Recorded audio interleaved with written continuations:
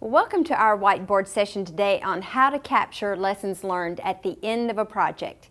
Well, I want to clarify one thing. I'm usually asked about how to do this at the end of the project, but there are little idiosyncrasies that I want to tell you about all along the way through the project, because lessons learned is one of the greatest gifts that you can have throughout the project. So to clarify why is a lesson learned can occur, it can be an event or something happening all along the way of the project, and usually there's either a positive result or a negative result. So with the positive result of the lesson learned, it's something that you've found that you want to continue doing. It's like, let's do this again, versus something with the negative result where you're like, oh no, just stop, we don't ever want to do this again.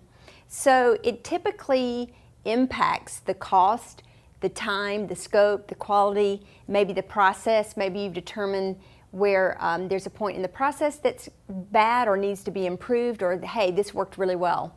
And it may impact the morale of the team. So when do you do this? Again, I'm always asked how to do this at the end of the project, but we recommend that this is to be done throughout the entire project. So from the beginning to the end of the project, it's an iterative process that you're constantly reviewing. Constantly reviewing things along the way. You may want to incorporate milestones throughout the project where you do a checkpoint and review. But you don't have to wait until a meeting to discuss the lessons learned. Again, you as the project manager, you're observing, always looking, always listening, always responding to. So how do we do this? Again, we document the lessons learned throughout the entire project. And we do this through a lessons learned log. So we actually keep a literal log of all of the lessons we've learned along the way. And we're doing this real time, continually.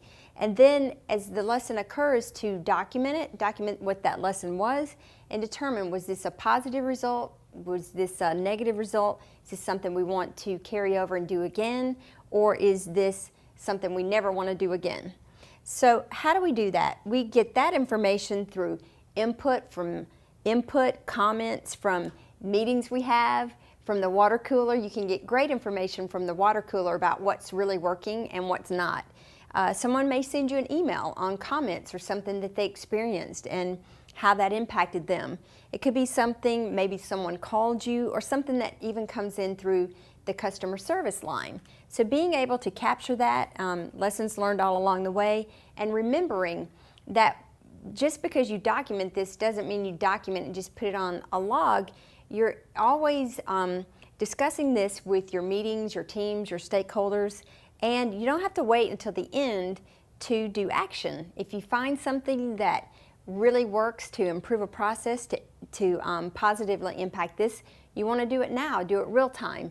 And then for sure, if it's something negatively impacting, you don't want to wait to the end. You want to assess and you want to respond now. This is something we can stop doing now. And then at the end of the project, you want to capture the lessons learned, okay? So we have our lessons learned log. And then at the end of the project, it's one of the closeout things that we do. So how do we do this? We solicit feedback, input, comments, the same as we do here. And we also, I think a great idea is capturing this information, distributing it out to the team. You can do it through surveys, and you can also solicit feedback on other lessons learned and also have them to go back and reassess. You know, you or a certain subset of your team or stakeholders may think this was a positive impact or a negative impact, but other people may not. So at the end, kind of scrubbing the information. You can do it by focus meetings. Focus meeting, you can have your lessons learned meeting, and you can do that online now with social media.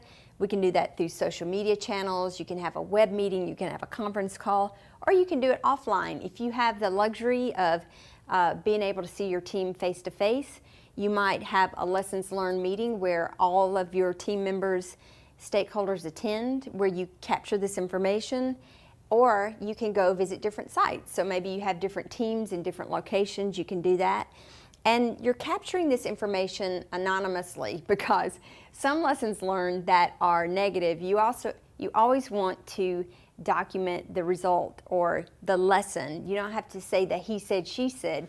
You want to keep that anonymous so people will feel free to give you true, real feedback. And then once that's done, once you go back and solicit additional information for lessons learned, you want to document it, review it. You as a project manager, review it, make sure everything's documented properly. And then maybe you want to summarize the lessons. And you may actually say, here are the lessons learned. These are the ones that we found helpful, we're going to take forward and do again. These are the ones that we found had a negative impact. We're going to be sure to stop and change, and here's how we're going to change it. And you distribute that to the appropriate team members or your stakeholders. And again, being sure to incorporate those lessons all along the way.